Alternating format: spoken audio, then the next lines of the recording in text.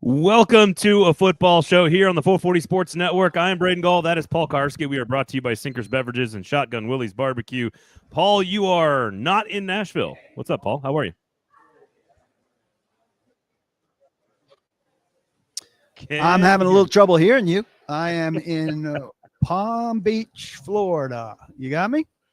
I can hear you just fine, Paul, and everyone in the audience can hear you just fine. The question is, if you can't hear me, we're in big trouble. I can hear you now. You've come in smoother. You've smoothed out. Greetings from Palm Beach, Florida.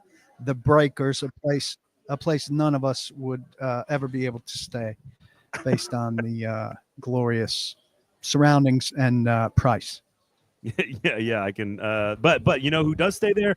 The Tennessee Titans, of course. You've got the owners meeting. So I do want, Mike Borgonzi and the very rich. Yes, Mike Borgonzi, as well as Brian Callahan and Chad Brinker. You had a chance to talk with them. PaulKuharsky.com is the website. We've got a lot of different audio. We've got 3 different clips we're going to play for you guys. So a lot to discuss. They gave us some news about some injuries going into training camp. They talked about this phase of the draft plan, which is going to be the horizontal phase, of course, for that as well. So we got a lot of stuff to get to as it pertains to the owners' meetings. First and foremost, what exactly is, other than outlawing the tush push, what exactly happens at the owners' meetings, Paul? Tell everybody about that. Well, the competition committee rules stuff gets discussed, and other matters of league importance, some of which we don't get to know, other committees, finance issues, and I don't really know, and I don't really care about a lot of it. And I think a lot of us don't. From a media perspective, I'm sitting with friends from the Bay Area who cover the 49ers. They get time, obviously, with John Lynch. They just talked to John Lynch. They talk tomorrow is NFC Day, so they'll talk to Kyle Shanahan and Jed York. Imagine that. Their owner has a little press conference and updates them on and answers their questions about the ongoing things of import with the 49ers. A lot of owners make appearances with reporters from their teams, and this is maybe the one time a year that they do that. Amy Adams Strunk laying very low here. I haven't even seen her. That doesn't mean anything because I haven't seen Jerry Jones either. So even a high profile guy able to be somewhat invisible if he chooses to, or if you're not in the right place at the right time. Are you in a restaurant currently? No, I'm in a courtyard. That's kind of the safest place to do on-camera stuff because I think in the hotel they don't want cameras running. This is that kind of place. Well, it looks very nice. It looks very relaxing. The weather looks great. Now, and if you were in a restaurant, I would say, how's the brisket? Because obviously Shotgun Willie's Barbecue is better brisket. I do have some news, PK, for our good friends who have been for a couple of years now going to, before we get into Cam Ward and progress and smoothing out his game and all that good stuff. We will have links in the show notes to purchase tickets to our charity draft event this year. 3rd annual charity event, watching the draft, all of which the money benefits, the proceeds, every penny. I don't make a single penny off this. Sinkers doesn't make a penny off this. Our food partner doesn't make a penny off this. The host don't do $0. Every penny goes to help the kids of Middle Tennessee at Our Kids Foundation. We're going to have tickets available for Thursday night, which is going to feature a Hot Read podcast and a football show crossover live event, draft party, all you can eat, all you can drink, catered by Shotgun Willie's Barbecue at the Sinkers headquarters right there in Wedgwood, Houston, at the Track 1 building. It's the same place, same event we've done each and every year on Thursday. It's been a lot of fun. You guys have come out every single time and sold it out, so it's going to be a lot of fun. And then on Saturday night, we're going to try something a little different. Saturday night, we're going to have a live Q&A that is analog, private only. You got to be there for this. Paul Kuharsky, Nick Suss are going to be there, along with a few other special guests. And we are going to also have an all-you-can-eat, all-you-can-drink situation with that. Shotgun Willie's Barbecue, again, going to help cater that event. We're going to have a 5-part bourbon tasting series where Sinkers Beverages is going to provide 5 delicious, amazing bourbons that you can't normally get. So we're going to have that. And you will get a live Q&A session after all of the draft is completed, which is going to amount to basically an ask us anything you want to at that time, because it's all off the record, all analog, no recording devices, no live stream, no cell phones, all private, going to be a lot of fun. And there'll be links in the show notes on the YouTube page, as well as the podcast app and in the chat. So there you go, PK. Our plan is coming together. I have not approved of these special guests, so I'm a little curious about that. Here's what I have to say. You'll be fine. You'll be fine. Okay. You'll be fine. In fact, I think Still it'll make curious. I'll let you know. Look, I can't let anybody know what's going on. What's going on? I'm guest curious in the old noggin. Okay, so let's play the clip here first. From this is from Brian Callahan today, talking about Cam Ward's progress. You wrote a big story about this, paulkuharsky.com. Make sure you check that out. Here was Brian Callahan this morning on watching Cam Ward progress through college and what that allows him to do from a study and evaluation standpoint. From Washington State to Miami, a consistency. You saw the flashes at Washington State, and again, maybe it's a talent disparity. I don't think there's this crazy swing in talent, but you saw the flashes, and then all of a sudden he gets to Miami, and then you saw it consistently. And I think that just comes from playing. And I think that's why these guys that have stayed in school longer are playing 4 and 5 years. I think it's helping them because I think they're getting chances to get more reps and more opportunities. And you see their games sort of smooth out and become more consistent, become more pro-ready, I think is the best way to put it. So you see that progression, and you see his decision-making become more consistent. You see the accuracy become more consistent over the course of his career. It's been really fun. I think I've watched almost every snap he's played, so it's been cool to see that real progression to where he's at now, to where he came from. And he's made a lot of really impressive improvements over his career so far. All right, there's Brian Callahan. First of all, Paul, pretty big crowd around Callahan and the Titans today, or is it fairly normal in your opinion? No, pretty big. All about that first pick. Certainly ESPN and NFL Network had microphones and cameras set up there an hour in advance. Unheard of for Titans coaches at owners meetings. This is maybe my 6th in a row. Not generally a big draw. This is not a good setting for this. It's been in a very small, long, narrow room in the hotel previously. Now they have it in a tent, also very tight. Mike Vrabel, the biggest draw. Peyton, second. Andy Reid, third. Brian Callahan probably right there with Reid. I think a small media contingent from Kansas City. So I know you wrote a story off this. Everybody go read it. But he also said something interesting. Yeah, unlocked. All my stuff from here is news and unlocked. I think it's very telling. I mean, the progress of college football as the National Football League's minor league always has been so. But now, here's a coach saying, hey, this is great that he transferred twice and played at 3 schools. He had to pop into 3 different locker rooms and learn 3 different playbooks. And, we've always had to kind of project how a guy will come into an NFL locker room and adjust. Well, here we've seen him do it a couple of times already. And so that lets us forecast how he's going to do it.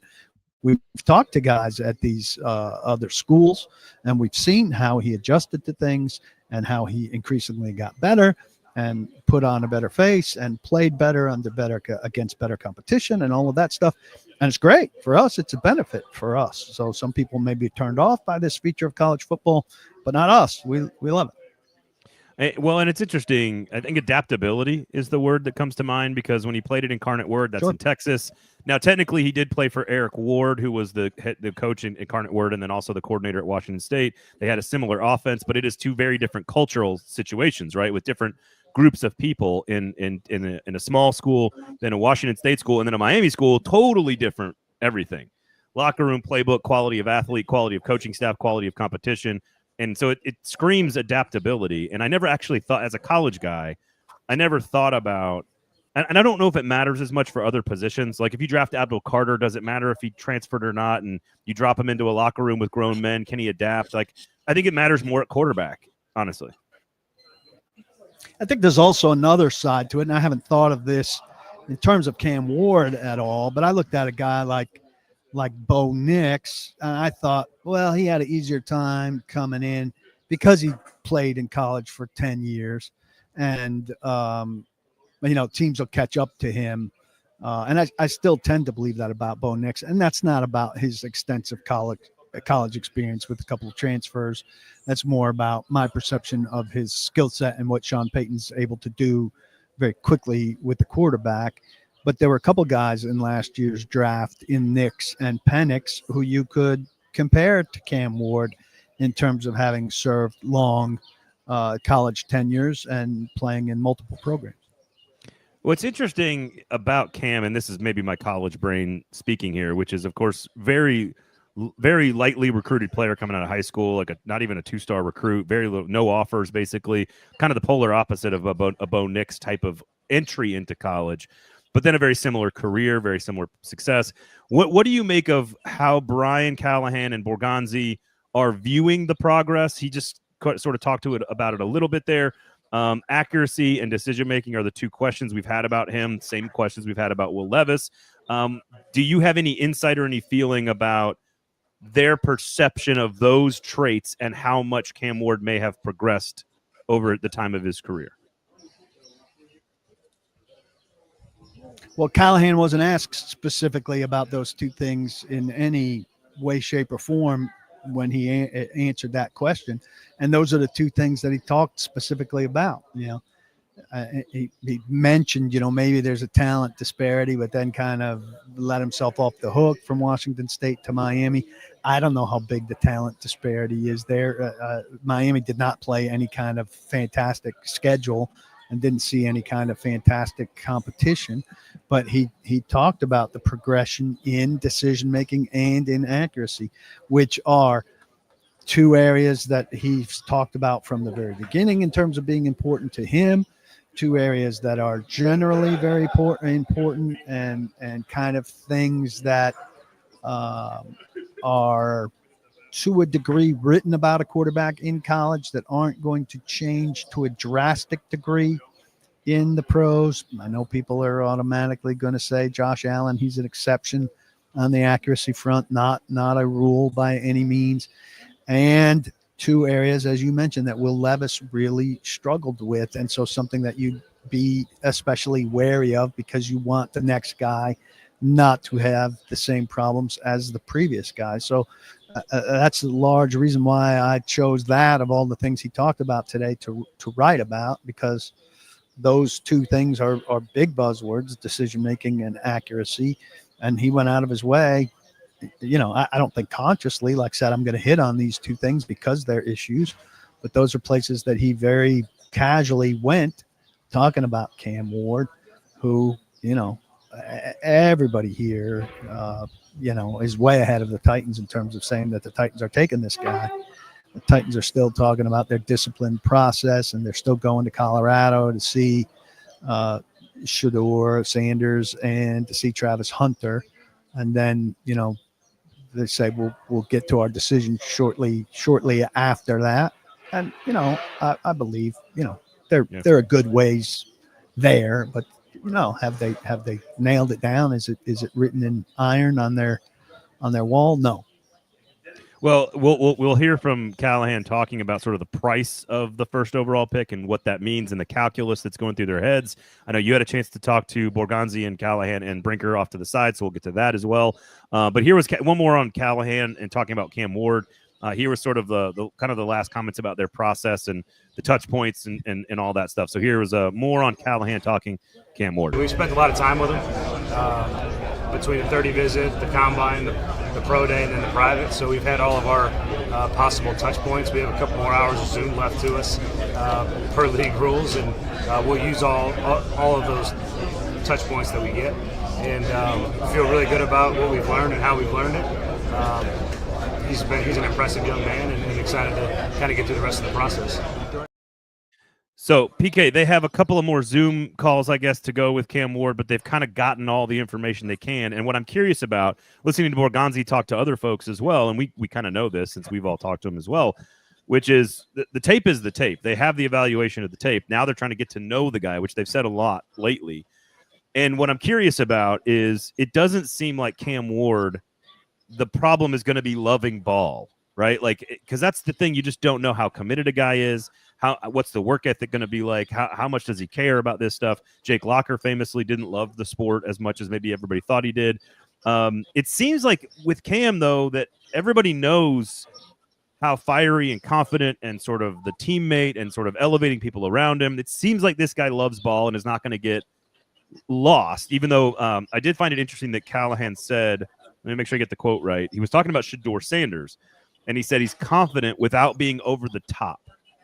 And that was an interesting line. I don't think he's taking a shot at Cam Ward by any stretch of the imagination here. But when you see Cam Ward and you guys study the Zapruder film of Cam Ward talking to Borgonzi and Brinker and being like, I'm the dude. I don't know if that's over the top. I don't think it is. But it certainly means you don't need to question the work ethic or the commitment to the game, right? Like that shouldn't be a part. Like they should know that about him now, even though that's tougher to know. Does it all go back to the tape at this point with Cam? Yeah, I think so. He did talk about Ward on that front too today.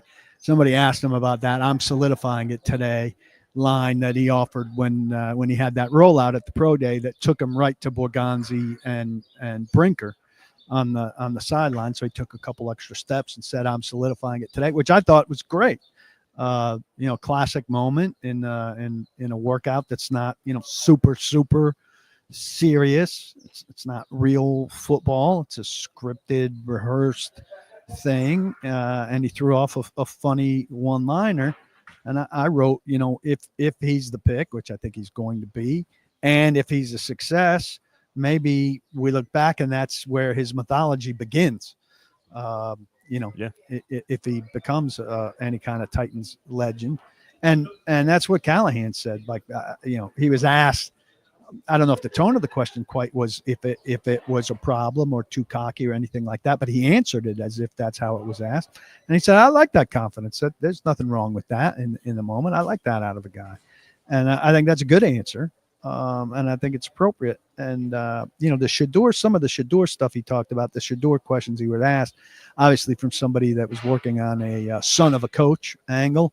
So Callahan's the son of a coach. Dion, obviously, Sheduer's dad. But he also talked about, Sheduer's not going to have any problem getting used to NFL money, having grown up with NFL money and having grown up with NIL stuff, being pretty prominent there at Colorado, though, you would know the details better than I do. I would imagine Cam Ward did pretty well, at least in his last season. Yes. Carson Beck famously making $3.9 million to play for the Miami Hurricanes this year after leaving Georgia, a better program. Easton, how are you? Good to see you in the chat there. Paul, can you grab him a hat or a T-shirt or a shot glass? I'm telling you, he cannot afford anything from that gift shop. And that's not a slight on Easton's salary. That is a commentary on the prices in the gift shop. Like a bottle of water in there is expensive enough to make me walk to the media tent, which is way over there, to get the free bottle of water. That's the percentage. Are they selling fine? Are they selling fine china in a hotel gift shop? Like, what is that back there? Listen, that's what it looks like. Never been to a super high end hotel. This is above that. I've obviously spent many hours at super high end hotels. Yeah. Like, I'm reluctant to go out and look at the waves because it just makes me hurt. I'm a big wave guy. Yesterday, the waves were big, and, I want to go in the water. Do they charge you for viewing the water? They don't charge me for viewing the water, but the idea of getting a towel to get out of there would probably bankrupt it. $14 an hour for a towel. Oh, Callie. Chop, chop. All right. So it sounds like so when I had my meeting, so I talked to Callahan, Borgonzi, and Brinker all together. And so I had this great locale scouted out, and I agreed with PR on where it was going to be. And so they came to meet me there, and I'm saying hello, and we're shooting the shit for a second at the beginning. They said, "You staying here?" I said, "Am I staying here? What kind of budget do you guys think I have?" No, I am not staying here. It's so there's another hotel down there that's super famous where all the conference commissioners of all the it's a similar type of meeting in college football. They do sort of a conference commissioner powwow every offseason where the 10 commissioners and like the guy from Notre Dame get together. And all the other commissioners are really upset about the lack of money below the Power 4 school. Just bear with me on this story. So there's like 6 other conference commissioners that run like the Sun Belt and Conference USA, and even ones that are below that, and they're all just terrified and worried about the bigger budgets of the power schools and how they have no money to do anything. But they're at like the most expensive hotel in Florida while complaining about not having enough money. Well, it's important that they sleep well in order to be fresh to have these conversations. Yeah, they got. Hey, it's fun to sit in the lobby and watch these people waltz through with their kids and stuff. I'm not hating on them. I'm jealous.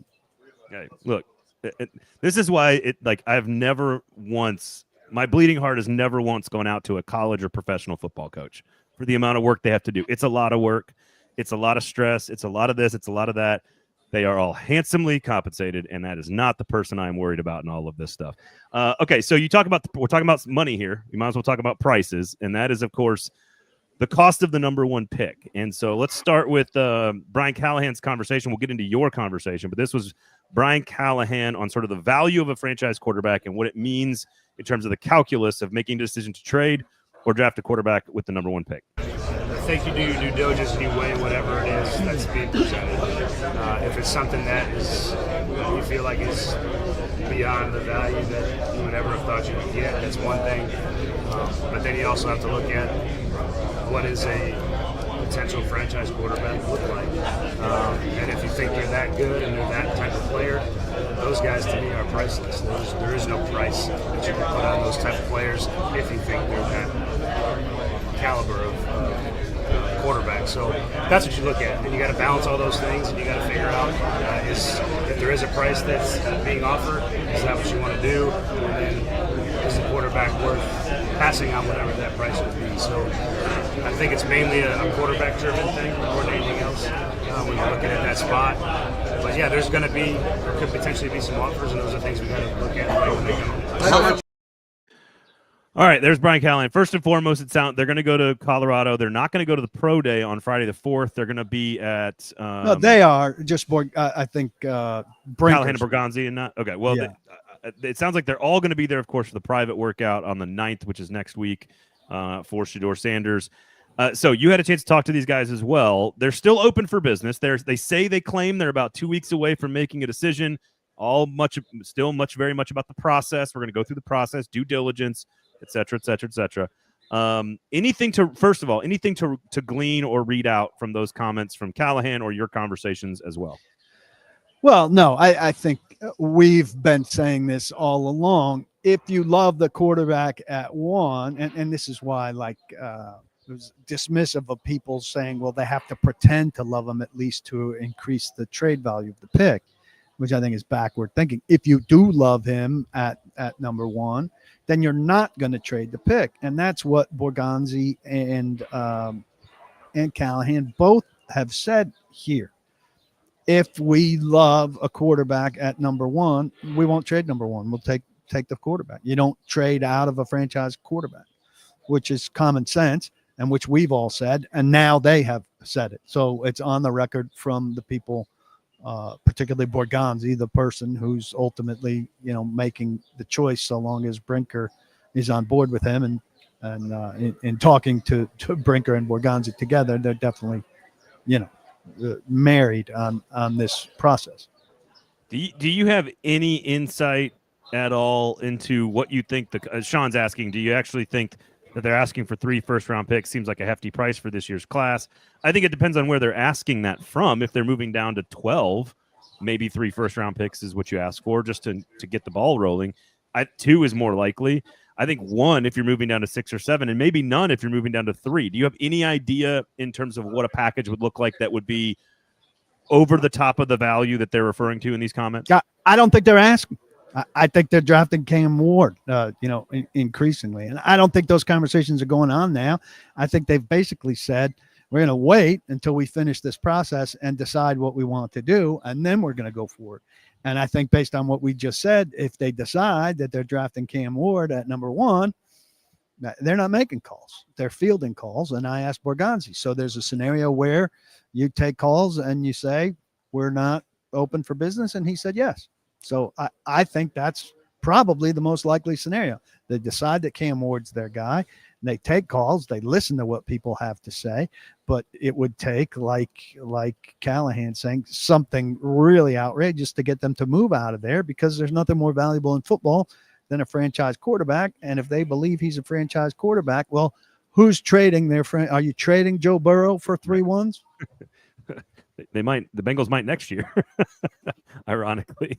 Coach Wall says franchise quarterbacks are priceless. I think we all agree with that. Eddie says they seem to be broadcast. Give us your offers, but their asking price of 3 firsts isn't happening unless maybe it's the Saints from 9. I Browns. think you're reading a lot into that they're broadcasting. I agree. That. Why can't they mean what they say? If they have a franchise quarterback at 1, they're going to take the franchise quarterback at 1. That doesn't seem very outrageous to me.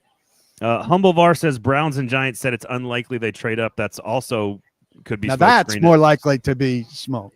Yeah, they could want to trade up, but know that it's going to be very difficult and not want to get their fan base's hopes up. Yeah, we love Sheduer. He's just as good. I guess here's my question with all. Yeah, right. Here's my question with all this, because it does, to your point, they have gone through this process, and then we have kind of come along with them on this ride in this process to get to the point where we are now saying that Cam Ward is priceless. At the start of this process, we were saying, I'm not saying he's priceless. I'm saying I think they think he's priceless. Sorry, the group think even, and maybe the Titans, for example, that this player would have been 3rd or 4th last year's class. This player could be 3rd or 4th next year. And I'm just saying that I'm not suggesting that's the truth or whatever. But that was the conversation around him coming into this process. And it seems unlikely that these teams don't move too many players up and down boards based on scouting combine workout or pro day workouts. They get to know him a little bit. They might take a guy off a board, maybe move him down slightly, but the boards don't move too much. Borgonzi has said as much.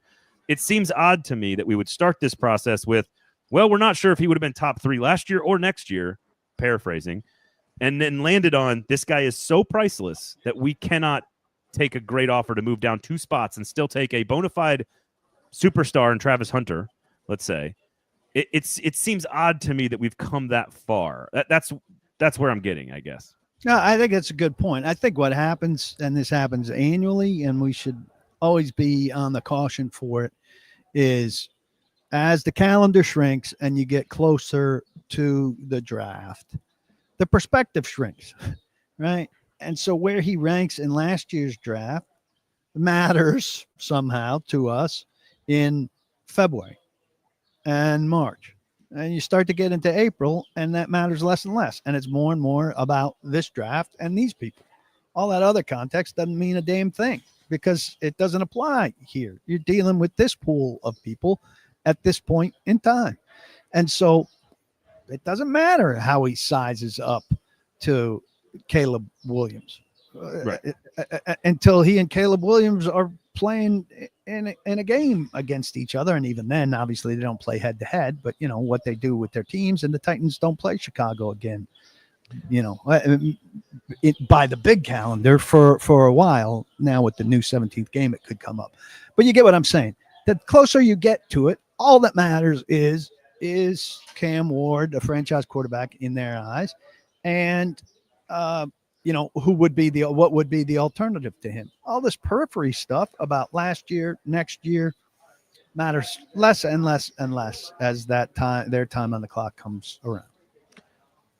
I completely agree with you on last year's class. It is just a benchmark for a conversation. It's just an idea. It's a thought. It doesn't matter.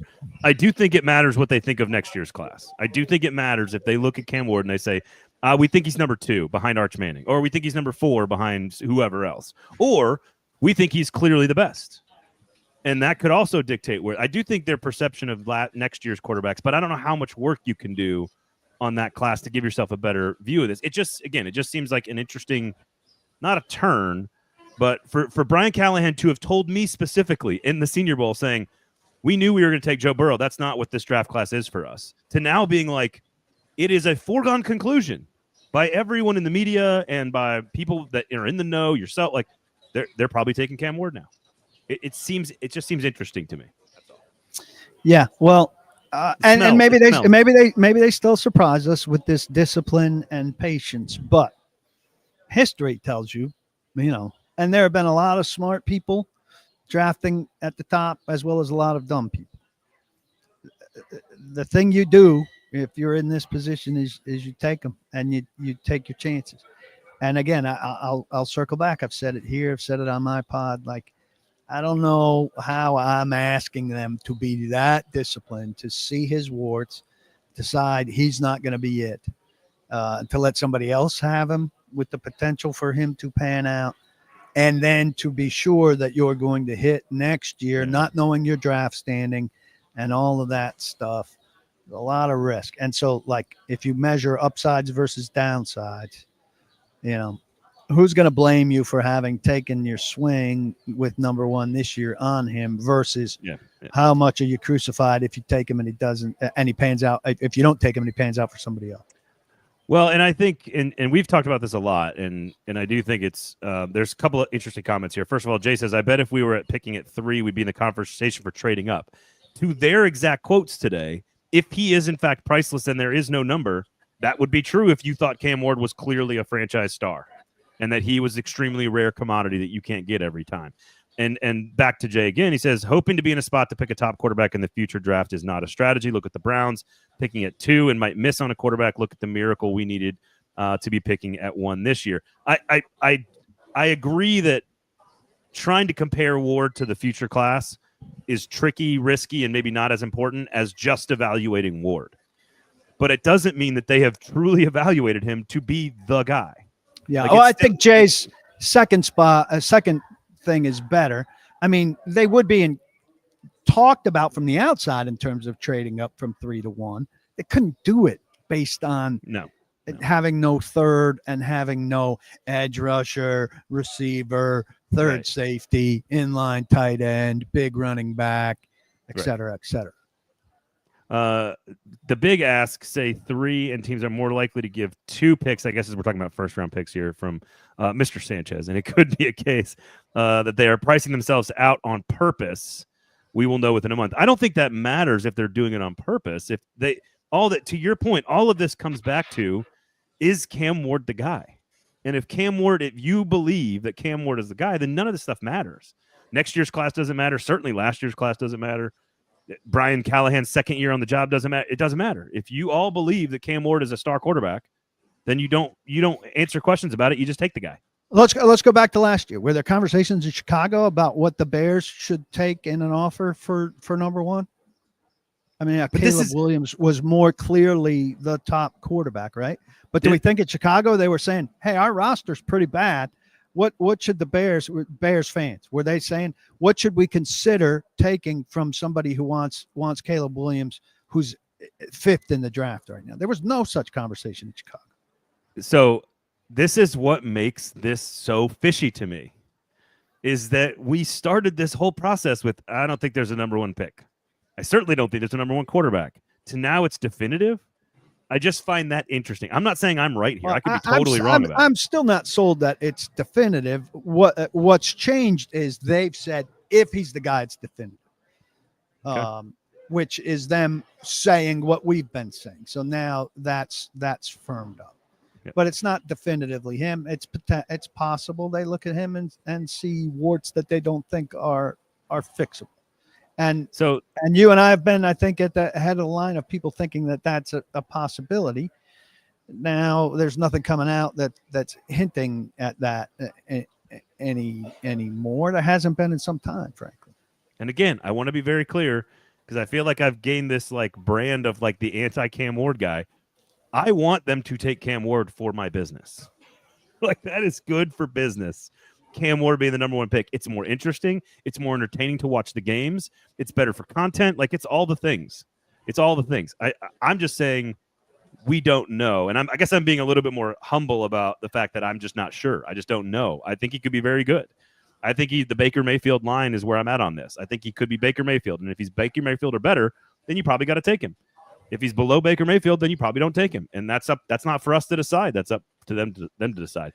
And I do think what Callahan said, which I'm not recalling if we played or not because I've got problems when you play video, but what he said about this improvement, we talked about it, about accuracy and decision making, is the most quantifiable thing we've heard from the Titans about what they think about Cam Ward. So there's a reason for positivity about what we think about what they think about him. He said today that he has made major progress and that he's smoothed his game out and that he's more pro ready. We haven't heard that. We haven't heard that. Exactly. Humbler says it was more about the scouts not doing their homework. I see people who said Cam was not that good. He's a player to now he's a don't pass it up. I don't think it's the scouts. More about what scout? I don't think the scouts that were doing that at all. Ed says banking on next year's class is the equivalent to going into massive debt because you think you're winning the lottery next year. I totally disagree, guys. Quarterbacks come into the draft all the time. Every year there's a crop of new guys. Right. Somebody doesn't necessarily win the lottery next year. No, but I mean you could draft Josh Rosen, totally poop down your leg, and then get Kyler Murray the next year. Bo says the Titans are drafting Arch Manning in 2 years regardless. How are they drafting him regardless? They're going to be quarterback needy teams who are at the top of the draft. How could the Titans draft him regardless? Oh, they're just going to draft him? They're going to put in a card with his name on it when they're drafting 8th when he's been drafted first? They're just going to draft him regardless. In violation of NFL rules. The Titans have submitted Arch Manning's name despite the fact he was drafted 7 slots ago, and the commissioner is moving on to the team with the 9th pick. All right, while give they Bo a break. scold Amy Adams Strunk for not knowing how the draft worked. John, Bears should have kept Fields? No, I don't agree with that. Pick it up. Let's pick it up in here, please. I don't agree with that. Was it Brian Callahan who said that they would be done in 2 weeks? If so, that's April 14th comes around and there aren't rumors. Can we know that they're taking him? I think that should be a question from Eddie. Well, the rumors still can start from elsewhere and not the Titans. And the Titans can engage in this stuff to entertain the league and ESPN and NFL Network. Yeah. I think that the conversation about next year's class is less about comparing them and more the quarterbacks to Ward. It's more about your analysis of Cam Ward. And if you think, again, he is, I don't know what the number has to be, but again, I'm using the Baker Mayfield scale in my head to try to understand and quantify where he's at. Because there's no way that he is the definitive, clear-cut, all-in number one guy that we saw with Caleb Williams or Matt Stafford or Peyton Manning or Cam Newton or Trevor Lawrence. There's a number of guys. And so if they think he's above that fold, then they need to take him. That's it. And I'm on board with that. They need to be convicted about it, though. Don't be wishy-washy. Be convicted about it, and we'll see. So there you go. If they're wishy-washy, don't trade out. Troublesome. Yeah, exactly. All right, so the links to buy tickets to the Thursday night Sinkers draft party, all you can eat, all you can drink, catered by Shotgun Willie's Barbecue at the Track One building in Wedgwood, Houston.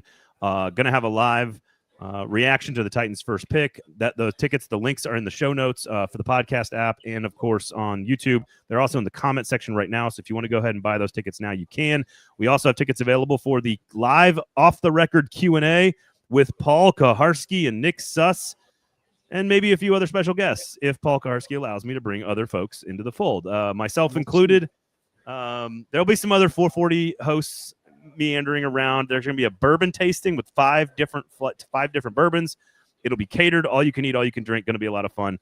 Going to have fun on Saturday. That's after every pick is done and after you and Nick have had a chance to talk to every prospect that's been drafted, as well as the entire brain trust as to why they've drafted these players. So it should be a lot of fun on Saturday night. Kind of a private off the record gathering there. It's going to be fun.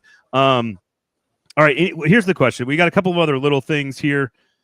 As it pertains to some of the news, Traylon Burks not going to be ready for camp, might be ready for the season.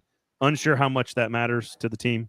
Yeah, it doesn't really matter that much, yet it's the tweet that gets the most attention. So people really love any chance they can get to pile on Traylon Burks. I mean, I'm not averse to that. Guys is a bust. Why have him around? Everybody asks. It's the old Floyd Reese story. First off, they don't have good receivers, so any receiver is good to have around. Floyd Reese used to always wait till the last minute to cut somebody in case somebody fell down the stairs and created a need.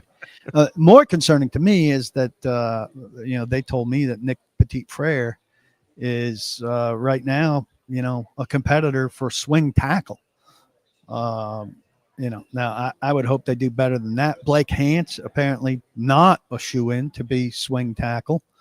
So they need some work at swing tackle, because I think Nicholas Petit-Frere being one twisted ankle away from back in the lineup is a catastrophic situation.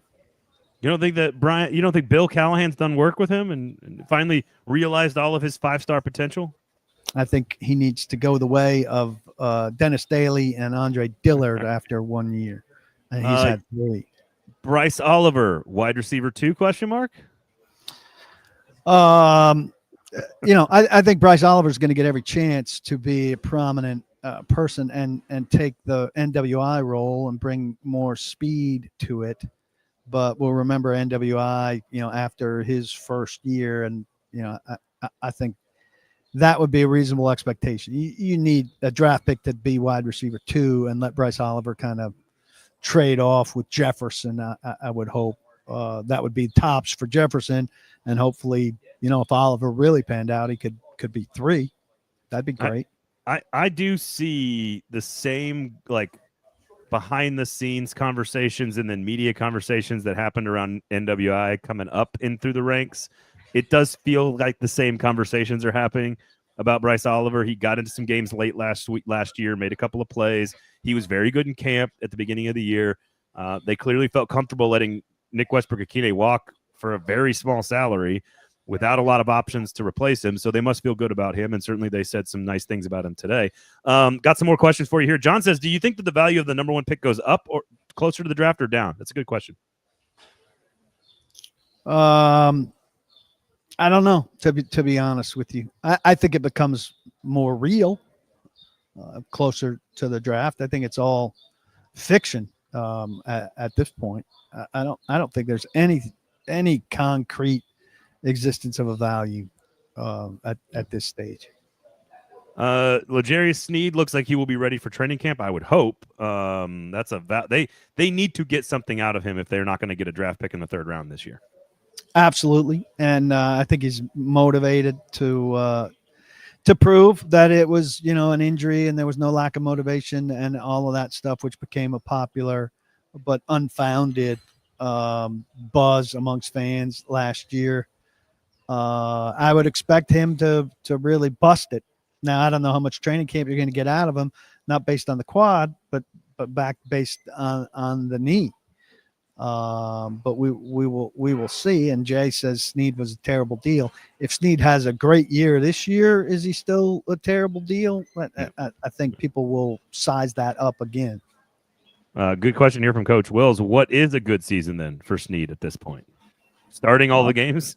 Yeah, I think, if he plays 14 games and is, something close to elite cornerback, then you're getting what you paid for, both in draft capital and in contract. Is it fair to point to the Awuzie decision as a show of faith in L'Jarius Sneed internally? Partly. I think they just I think it's more of a show of faith in Brownlee and Baker in their young guys, and it's a show of a lack of faith in Awuzie. Somebody earlier asked about their free agent strategy. I think it was interesting that he mentioned Cedric Gray will have a chance to compete. He mentioned James Williams, but then he said that is a position where we still will be adding players possibly. So I don't know if that means draft. I don't know if that means, they got Ernest Jones very late in the process, very opportunistic last year to go get him. How do you read the linebacking situation next to Cody Barton after the comments today? Yeah, it'd be great if one of those guys steps up, but everybody there is unproven. Now they're going to go into some spot with some people that are unproven, and the way the Titans build things, him being unproven, that spot being unproven is probably the best spot to have unproven. They claimed Curtis Jacobs off waivers from New England, and there was no mention of him, so he clearly doesn't factor in as much more than a special teamer at this early stage. So, I don't think they're spending any major draft capital on that position, and Cody Barton's going to be the lead dog, and the second guy is going to be a 2-down player. and it could rotate through guys if nobody steps up and really seizes it. A couple of questions here about Latham. It sounds like Brian Callahan's comments about J.C. Latham switching to right tackle was taken very well by the second-year player out of Alabama. I think JC is, he's an intense guy, but I think he's a realist too, and knew that there was potential for that. Not going to be happy about it, but he's not going to pout. So look forward to talking to him about what that was like, but seemed like they prepared him for it after the season was over. Told him just go get ready, no matter where you're going to want. You might wind up on the right, you might wind up on the left. And the not for long moniker in the NFL also applies to players and positions. There's a really good chance he's going to be the long-term left tackle for the team after the next few years. Like whatever happens with Dan Moore, we don't know, but there's a really good chance he's back over there. Potentially, there's he could stay at right tackle for 10 years. He could move over when they need him. So not for long is what it stands for. I do want to talk Levis in just a second here, but I think I got all the questions out. I think we got linebacker, we got receiver. All right, so Sinkers Beverages, Shotgun Willie's Barbecue, Sinkers Beverages Draft Party, 3rd annual. Every penny goes to benefit the Our Kids Foundation, a great charity here in Middle Tennessee taking care of kids. So make sure you go support them. You can come hang out with us on Thursday and Saturday of the draft this season. That is April 24th and April 26th. The links are in the show notes for YouTube, podcast app, and the chat. Quickly, I want you to describe to me that both Borgonzi and I think Callahan also mentioned this. Maybe he didn't. Maybe it was just Borgonzi, but that they've now moved to the phase of the draft where they are setting the board horizontally. Tell people what that means in layman's terms. Well, so you go vertically and you get to where are they, 32, and you say, all right, well, we're at 32. Who's our 32nd guy? Well, it's not just that you have a 32nd guy, but at 32, then so you go up and down to get to 32, but then at 32, you go left and right. Well, so at 32, maybe our first priority is this pass rusher, but we also really like this wide receiver and this cornerback. Well, we're reluctant to take the cornerback this high, given that we've got starting quarterbacks. So we'll go look at the edge column. This guy's the 4th edge, but this guy's the 8th wide receiver. How does that measure out? What's to come later at wide receiver? What's to come later at edge? What's off the board at both positions? All of that when you're looking left to right across what you have at 32, as opposed to when you got to 32 going up and down. I hope that makes some sense. So when you're talking vertically, it is 1 to 300, let's say. You have graded 300 players in order 1 to 300. Probably not that many. Sure, but I'm just using that to cover the 256 picks or whatever. And then within those rankings, you then have players that move up based on position. Is it fair to just call this best available versus position of need? Is sort of the way they would. Is that? Yeah, is that I think if you dumbed it down, I mean, I think it's looking at the intricacies of a group of people you have eligible for a spot. Did you gather from Borgonzi and Brinker that they are very interested if they take Cam Ward and trading out of the 35th pick, and that there's a chunk of time or a chunk of picks that they are kind of targeting if they were to do that? About 10 picks, I think is what you said in the story. Yeah, well, Borgonzi certainly left that open. Would this guy be available 5 spots later? Would one of this cluster be available 10 spots later? And so I think that's the first that they've discussed, what they could do at 35, particularly if they're staying put at 1. Borgonzi did more talking on that than Brinker did in terms of maybe doing something there to buy yourself back into the 3rd round and at least have 3 picks in the top 100 and not have that big weight to get back in the 4th round. All right, I want to end on this. Couple of questions here. Jay says, does Levis have any chance of a future with the Titans if they move off of 1.1 and don't take Ward? John says spending $90 million on offensive line and saying Levis will compete for the job. Do you think that is an indication that they don't think he got a fair shake last year due to protection? So he did talk about Tim Boyle a little bit today. He did talk about the quarterback room. It does seem like it's very unlikely that this is the room they're going to go to battle with. So that maybe that's an indicator of what they're doing. But I am fascinated by the Levis conversation, because if they go right now into camp with this room and they do trade out, which is not out of the question, I do think Levis is your lead dog in this group. Like, if he shows the progress that he could make, he is still far more gifted, far more talented, and has played longer in the system than the other two guys have. Well, So first I think on he Tim, absolutely does.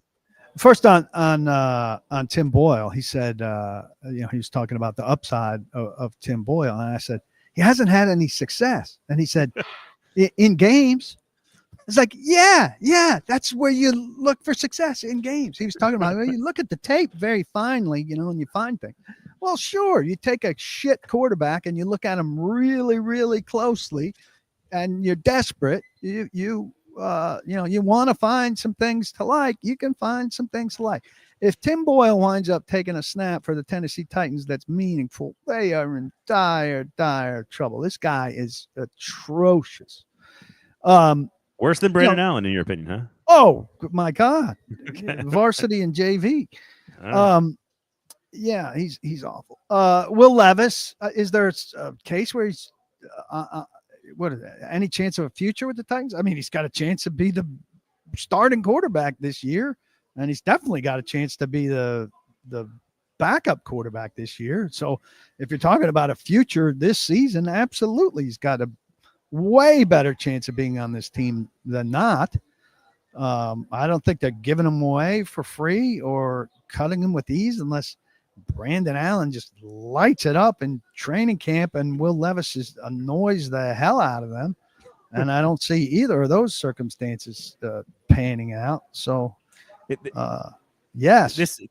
I completely agree. So the only two options to me on this are you take Cam Ward and you trade him for like a 6th round pick, because I could see a team absolutely seeing the talent and the skill and saying, I can make him better. I don't see getting a 6th round pick straight up for him. I think it's 6 is nothing.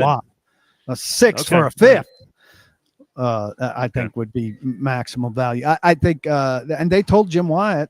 Jim Wyatt had a report that I think Borgonzi said they've not talked Will Levis trade at all. Now, I've been told that, not to dismiss the idea of them trading Will Levis, but there's no active conversations about them trading Will Levis going on. If they do not take Cam Ward, Will Levis is clearly the best option at quarterback, like, in my opinion. Yeah. So if you do trade back, and I think we're probably at like a 70-30, right? 70% chance they draft Cam Ward, 30% chance they trade back. I'm willing to be open to, meaning 90% Cam Ward? I've been saying 87. 87. Okay, my bad. I just think we need to prepare ourselves for the unexpected. That's what happens in these situations. So sometimes it's super telegraphed and it's exactly what they do. Sometimes it's not. I'm just saying, thinking through all the different options. If you don't take Cam Ward, you trade back. I think it's really good for the roster. You can do a lot of math on how to add a lot of picks and add a lot of players in this draft class with that first number 1 overall pick. And you can really remake the roster quickly. Offense, defense, both, depth, whatever. But Will Levis is probably your starting quarterback at that point. And so I don't think there's a better option than that. If you do draft Cam Ward, then you got to figure out what to do. Do you want a veteran in the back backing him up? You can't cut Will Levis because he's too talented and too cheap.